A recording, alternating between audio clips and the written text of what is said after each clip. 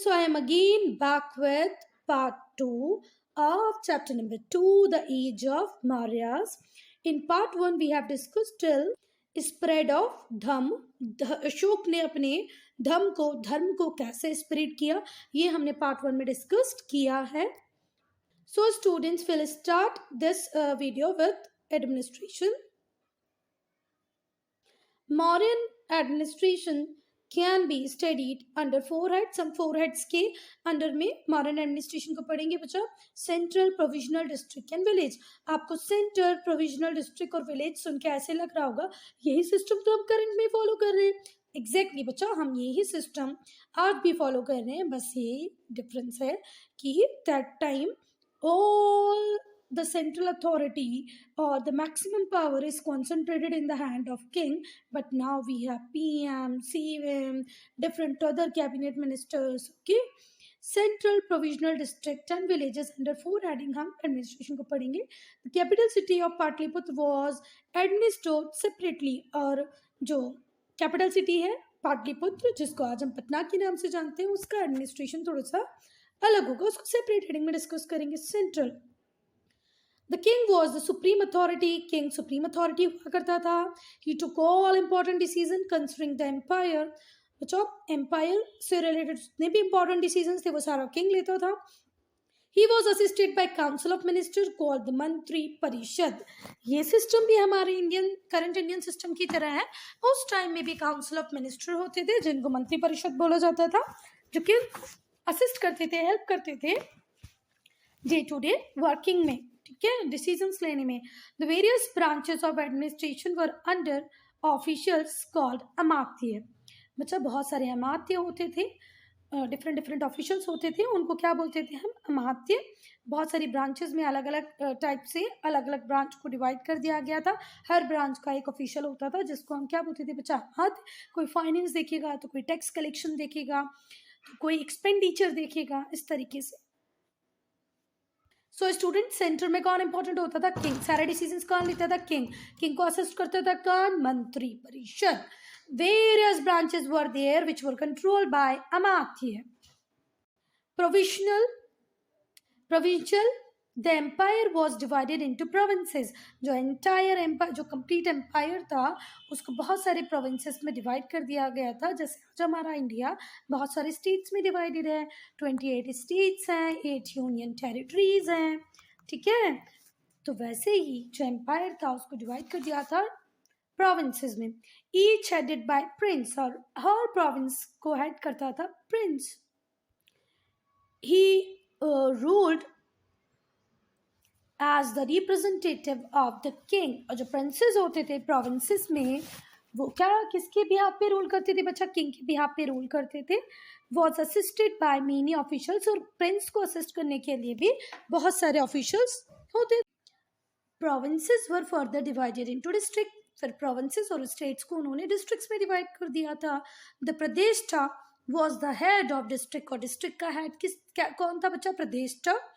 He was assisted by junior officers called युक्त, रजुक और युक्त. आप लोग हो सकता है आपके टीचर इसको युक्तास पढ़े, राजुकास पढ़े, पर अगर हम उस टाइम में इनके प्रोनाउंसिएशन की बात करें तो ये था युक्त और ये था रजुक. प्रतिष्ठा, युक्त, राजुक. आप इसको युक्तास, राजुकास, प्रतिष्ठा भी पढ़ सकते हो.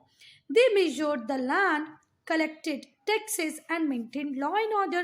प्रतिष्ठा, युक्ता, राजुकास, ये किसके लिए थे बच्चा?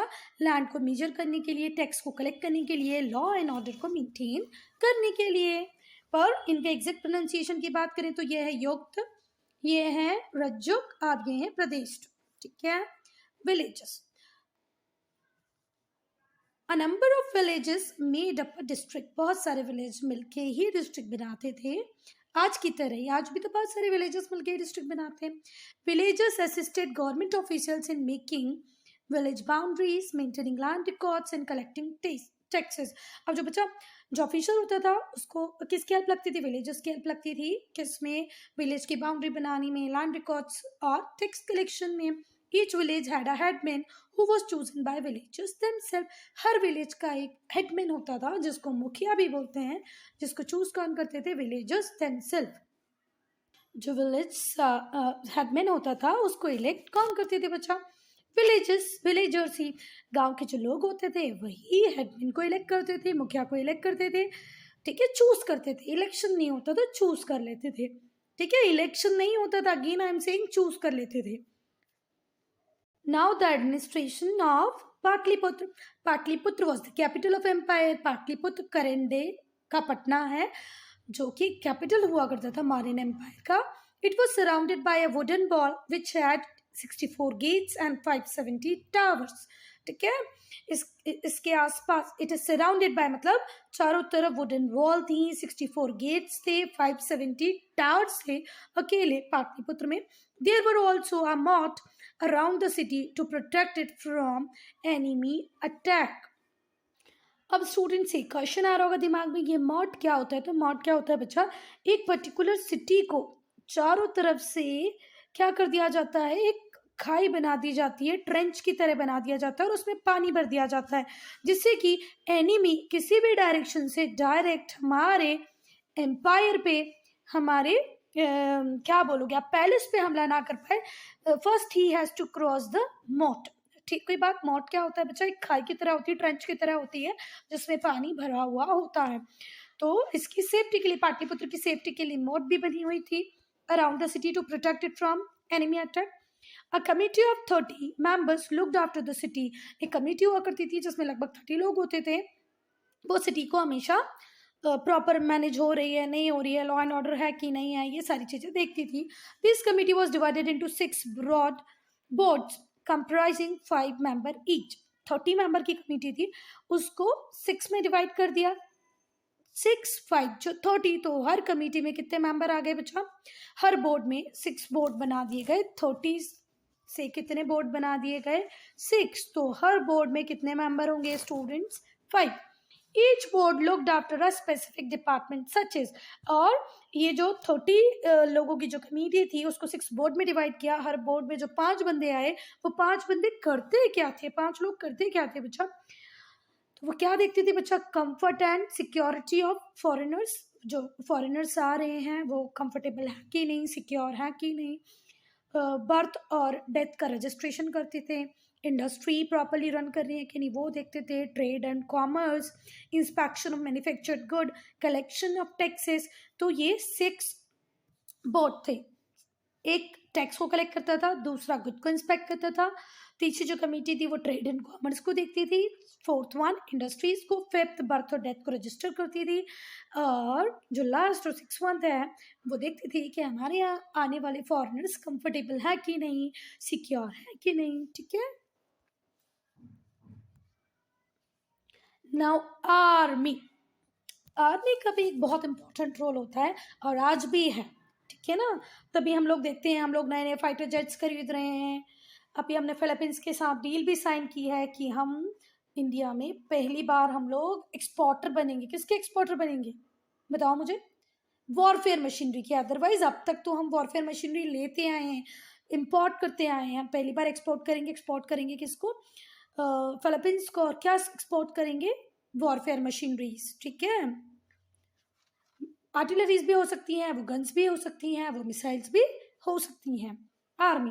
The modern had a large standing army which included infantry, cavalry, elephant, chariot and navy. Navy जो पानी में जो हमारे कौन होंगे, सैनिक होंगे, वो नेवी। चैरियट जो रथ पे होंगे, कुछ एलिफेंट के ऊपर होंगे, कैवलरी घोड़े के ऊपर, और इन्फेंट्री जो पैदल पैदल चलती है। इन्फेंट्री पैदल चलने वाले, कैवलरी घोड़े के ऊपर जो सैनिक होते हैं, एलिफेंट के ऊपर होंगे। चैरियट मतलब जो रथ में बैठ के लड़ाई करेंगे। नेवी जो पानी से लड़ाई करेगी। A separate department looked after the production of weapon. एक सेपरेट डिपार्टमेंट था जो हमेशा किसको देखता था? वेपन के प्रोडक्शन को देखता था कि अगर हमें कभी लड़ना पड़ जाए तो प्रॉपर वेपन हमारे पास है कि नहीं है। वेपन का मतलब होता है हथियार। तो सेनापति was the head of the army. और आर्मी का हेड कौन होता था? सेनापति। तुम लोगों ने बाहुबली मूवी में देखा ही होगा ना, क्या नाम था सेनापति का? नहीं, बाहुबली को ऑफर हो जाती है सेनापति की पोजीशन, है ना? Through the king himself led the troops in war. और बच्चा जब भी लड़ाई होती थी तो ऐसा नहीं होता था कि सेनापति को भेज दिया जाता था, किंग खुद भी ट्रूप के साथ वॉर में जाता था। The army was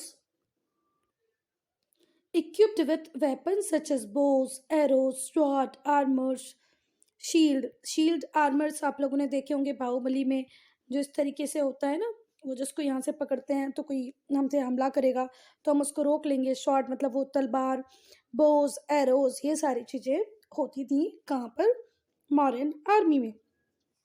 the army defended the empire from enemy attack, और आर्मी का काम था कि वो एम्पायर को एनिमी के अटैक से रोक ले, लॉ एंड ऑर्डर को मेंटेन रखे। The officers and soldiers were well trained and regularly paid. जो ऑफिसर्स होते थे, सोल्जर्स होते थे, उनको पहले प्रॉपर ट्रेनिंग दी जाती थी और उनको रेगुलर पे किया जाता था, पेमेंट होता था, पे किया जाता था, ठीक है। The officer and soldiers were well trained and regularly paid, training भी दी जाती थी और प्रॉपर पे भी होता था। Spy system, the Mauryan rulers maintain an efficient spy system. Spy मतलब वो होते हैं ना, क्या बोलते हैं हम उसको, जासूस, यस। तो मौर्यन रूलर्स ने जासूसों को भी मेंटेन कर रखा था।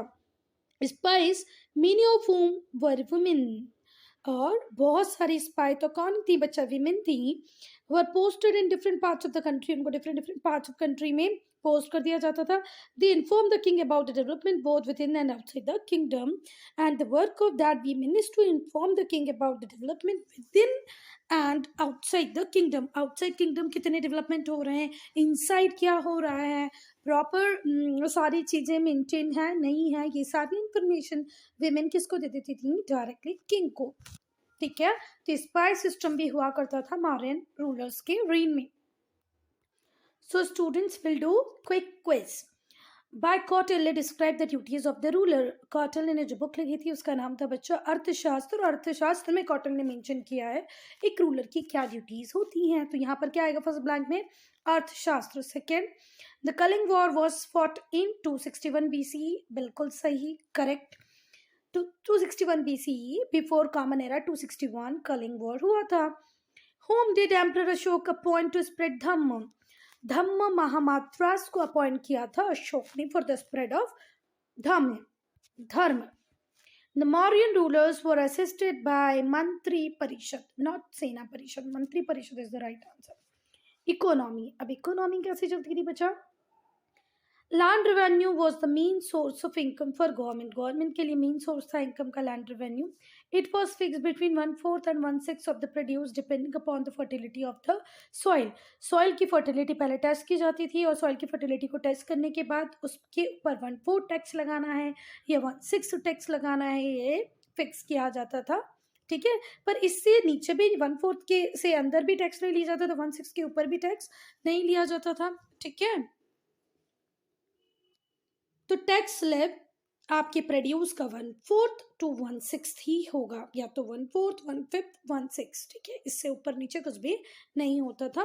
और लैंड रेवेन्यू मेजर सोर्स होता था गवर्नमेंट के लिए, सरकार का जो मेजर पैसा है इनकम है वो कहाँ से आती थी, लैंड रेवेन्यू से आती थी। Other sources of income were forest, mines, custom, trade, craft as well as fines and gift. लोगों के ऊपर जो कुछ प्रॉपर लॉ एंड ऑर्डर को फॉलो नहीं करते थे उनके ऊपर फाइन लगा देते थे। बहुत सारे जो लोग थे वो किंग को गिफ्ट दे दिया करते थे। ट्रेड होता था, trade means buying and selling. Craft, mines आप सबको पता ही है, कोल माइंस वगैरह। कस्टम, फॉरेस्ट, ये भी दूसरे सोर्स थे, पर मेन सोर्स तो लैंड रेवेन्यू ही था। पर एक अच्छा खासा अमाउंट ट्रेड, क्राफ्ट, फॉरेस्ट से भी आता था।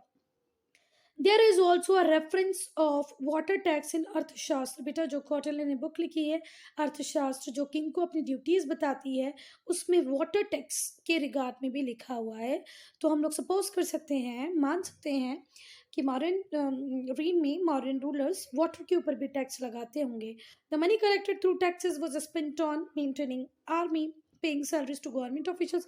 अब अच्छा जो इतना टैक्स कलेक्ट होता था, भले वो लैंड से हो, वाटर टैक्स के थ्रू हो, गिफ्ट के थ्रू हो, फाइन के थ्रू, ट्रेड के थ्रू, इस सबको को एक्सपेंडिचर कहाँ होता था, तो एक्सपेंडिचर का मेजर हेड था आर्मी। आर्मी को मेंटेन करने में, आर्मी पीपल की सैलरी देने में, गवर्नमेंट ऑफिशियल्स की सैलरी देने में, चैरिटी करने में, and on public welfare activities such as building hospital and road। charity करते थे kings, public welfare like building of hospital, buildings of road, these all done by whom, king only। तो इसके लिए भी पैसा चाहिए, तो वो कहाँ से ही आता था, tax. occupation, most people were farmer, और इस टाइम में बहुत सारे लोग फार्मर्स थे, but there were also a large number of artisan. Farmers के साथ बहुत सारे आर्टिशंस भी थे, हर्ट्समैन थे, कारपेंटर थे। कारपेंटर आपको पता है जो फर्नीचर वगैरह बनाते हैं, आर्टिशन जो डिफरेंट डिफरेंट आर्ट बनाएंगे। हर्ट्समैन कौन होते थे बच्चा? जिनके पास अपने कैटल्स होंगे, ठीक है, और वो कैटल प्रोडक्ट का यूज करेंगे। The army employed a great many people as did the government. The army employed a great many people as did the government. और आर्मी में भी बहुत सारे लोगों को एम्प्लॉयमेंट मिल जाता था। आर्टिशन थे, हट्समैन थे, क्राफ्ट कारपेंटर्स थे, फार्मर्स थे, और बहुत सारे लोगों का जॉब आर्मी में भी था। Trade, trade was a major source of revenue. Revenue का मेजर सोर्स था trade. Traders were organised into guilds. Traders guilds में ऑर्गेनाइजेशन थे। सपोज करो मैं, आप और आपके एक दो फ्रेंड, और हम सारे एक ही, सपोज करो गोल्ड में बिजनेस करते हैं, तो हम आपस में जितने भी लोग होंगे जो उस टाइम में गोल्ड में बिजनेस कर रहे होंगे, वो अपना क्या बना लेंगे, एक ग्रुप। उस ग्रुप को क्या बोलेंगे? Guild. Both inland and overseas trade flourish. और मॉडर्न रीन में इनलैंड ट्रेड भी फ्लोरिश हुआ बच्चा, और ओवरसीज ट्रेड, इंटरनेशनल ट्रेड भी फ्लोरिश हुआ। Caravan traders carrying large quantity of goods moved from one part of the country to another. बड़े बड़े कैरावान होते थे, जिसको आप कारवां बोलते हैं, जहाँ बहुत सारे लोग इकट्ठे होके बहुत सारे गुड्स को लार्ज क्वांटिटी में लेके एक one place to another move करते हैं। पाटलिपुत्र, उज्जैनी, तक्षशिला, 3 इंपॉर्टेंट सिटीज थी, Ujjaini, Taxila and Pataliputra. And Bharuch were important inlet trading centre. ठीक है, पाटलिपुत्र, उज्जैनी, तक्षशिला एंड भरूच, ये इंपॉर्टेंट ट्रेड सेंटर से 3 नहीं, यहाँ पर 4 हैं। Pataliputra, Ujjaini, Taxila, Bharuch inland trading centres थे। तो आपकी मैम पूछ सकती हैं, right down important trading centres of modern empire. तो क्या लिखेंगे आप? Bharuch, Pataliputra, Ujjaini, Taxila. Overseas trade what carries with Rome. अब हम ओवरसीज इंटरनेशनल ट्रेड किसके साथ करते थे students? Rome, Egypt, China and Sri Lanka. किसके साथ करते थे? Rome, Egypt, China and Sri Lanka के साथ। All traders had to pay taxes and custom duties depending upon the value of their good. Rome, Egypt, China और श्रीलंका के साथ हम ट्रेड करते थे।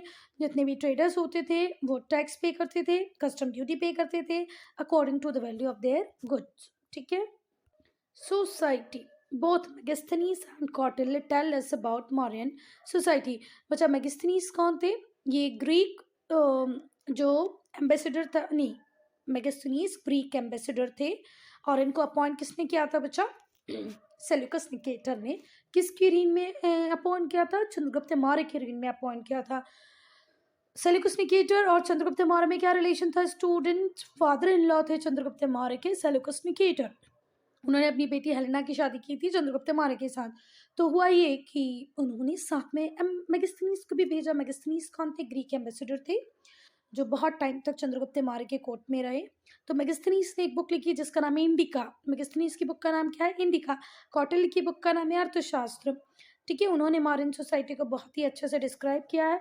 According to Megasthenes, the upper classes that is Brahmins, Kshatriyas, Vaishya continue to enjoy their privilege position. बच्चा उन्होंने ये लिखा है कि जितनी भी अपर क्लासेस थी, ब्राह्मण थे, क्षत्रियास थे, वैश्य थे, इनकी बहुत ही अच्छी प्रिविलेज पोजीशन थी सोसाइटी में। Art, Mauryan art reached its perfection during Ashoka reign. Ashoka की जब रीन थी, अशोक का जब पीरियड था, जो मौर्यन आर्ट बिल्कुल परफेक्शन, बिल्कुल हाइट पे पहुंचा। The remains of stupa, stone pillar and monasteries reflect the modern craftsman mastery over stone.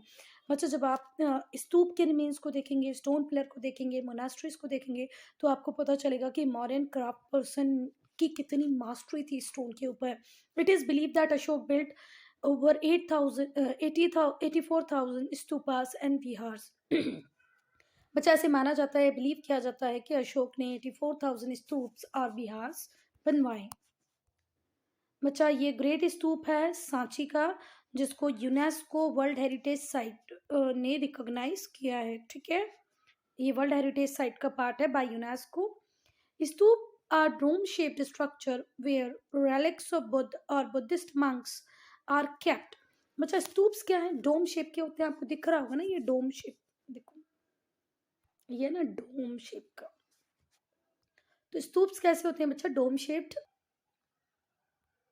Where relics of Buddha and Buddhist monks are kept. Buddha के relics, बुद्धिस्ट मंक के relics रखे गए हैं. जो मोस्ट फेमस स्तूप है वो है सांची, भोपाल के पास में बचा, और भोपाल मध्य प्रदेश की कैपिटल है. इट इज कॉल्ड ग्रेट स्तूप. सांची स्तूप को आप ग्रेट स्तूप भी बोलते हैं. कहाँ पर है? भोपाल के पास सांची में, और भोपाल मध्य प्रदेश का कैपिटल है. The stupa was surrounded by railings and had many gateways. स्तूप के आसपास रेलिंग है और बहुत सारे गेटवेज हैं. Bihar. Bihar or monasteries were place where the Buddhist monks lived. Bihar और monasteries वो places है बच्चा जहाँ Buddhist monk रहते थे. They were also decorated with a sculpture. इनके ऊपर sculptures की decoration है. Stone pillars are marble in them. Stone pillars are a marble in them. They were carved out of solid rock and had metal-like polish. बच्चा ये जो rock solid rocks थी उससे बने हुए थे, उसको कार्व आउट किया गया था. तो स्टूडेंट्स जो मोनास्ट्रीज थी वहाँ पर बुद्धिस्ट मंक्स रहते थे, उसको बहुत अच्छे से ब्यूटीफुली डेकोरेट किया था स्कल्पचर में, और उसका भी मार्बल पीस था. स्टोन पिलर्स किसके ऊपर बने हुए थे बच्चा? सॉलिड रॉक्स के ऊपर बने हुए थे, और उनके ऊपर मेटल की तरह पॉलिश किया गया था. ऐसे लगता था किसी मेटल से बने हुए, पर एक्चुअल में वो किसको कार्व किए गए करके बनाया था? सॉलिड रॉक को. They have beautifully carved tops called capitals. और सबसे ऊपर जो कार्विंग थी वो किसकी थी? कैपिटल की थी. ठीक है. अब ये है लॉयन कैपिटल बेटा, जो आपको बेसिकली आज मुझे आप कमेंट सेक्शन में लिख के दिखाएंगे कि ये जो लॉयन कैपिटल है आज आप यूजुअली कहाँ पर देखते हैं. हम डेली यूज में कौन सी एक ऐसी चीज को यूज करते हैं जिसके ऊपर आपको लॉयन कैपिटल मिलती है. ठीक है. तो बच्चा पहली बात तो कि जो स्टोन पिलर्स थे वो मार्बल थे, सबसे अच्छा था मोनास्ट्रीज में देखने जैसा. इसको कैसे? सॉलिड रॉक्स को कार्व करके बनाया गया था, उसके ऊपर मेटल की तरह पॉलिश था. They have beautifully curve tops. जो टॉप था उसको बहुत ही ब्यूटीफुली कार्व किया गया था. किससे कार्व किया गया था? कैपिटल से. Which bear animal figure. और जिस कैपिटल के ऊपर क्या होते थे? Animal figure.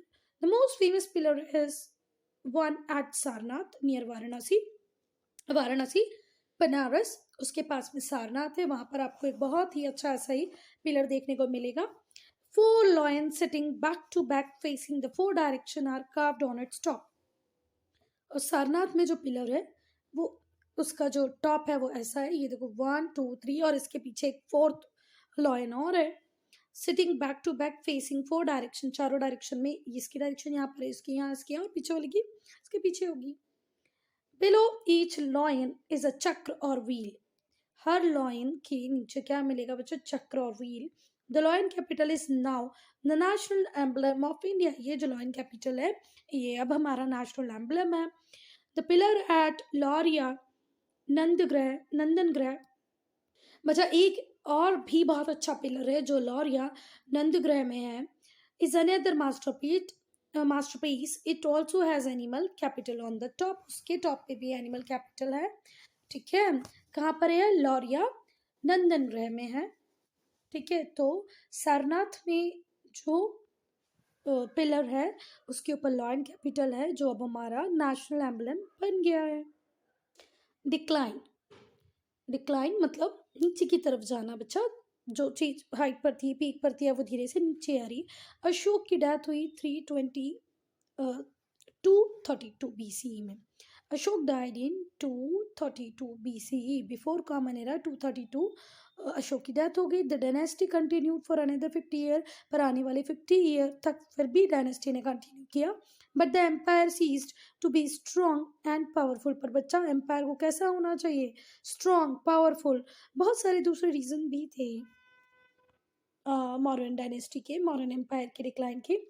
Ashok was succeeded by a series of weak rulers. Ashok के बाद जितने भी रूलर्स आए सारे वीक थे, जो बिल्कुल भी एबल नहीं थे इतने वास्ट एम्पायर को कंट्रोल करने में, मैनेज करने में. एम्पायर एक्चुअल में बहुत बड़ा हो गया था, अभी किसी के बस में ही नहीं था, किसी कंट्रोल में नहीं था कि वो इतने बड़े एम्पायर को मैनेज कर ले. Empire had grown too big. Empire बहुत बड़ा हो गया था. जो फार एरियाज में जो प्रोविंसेस थे उन पे सेंटर से कंट्रोल करना बहुत ही डिफिकल्ट होता जा रहा था. दे ग्रेजुअली बिकम इंडिपेंडेंट. बच्चों अगर आप यहाँ पर हैं और यहाँ पर फार फ्लंज टेरिटरीज पे आपका कंट्रोल है तो धीरे धीरे अगर आप इनको प्रॉपर कंट्रोल नहीं करोगे तो ये क्या हो जाएंगे बच्चा? इंडिपेंडेंट. ठीक है. The empire grew financially week.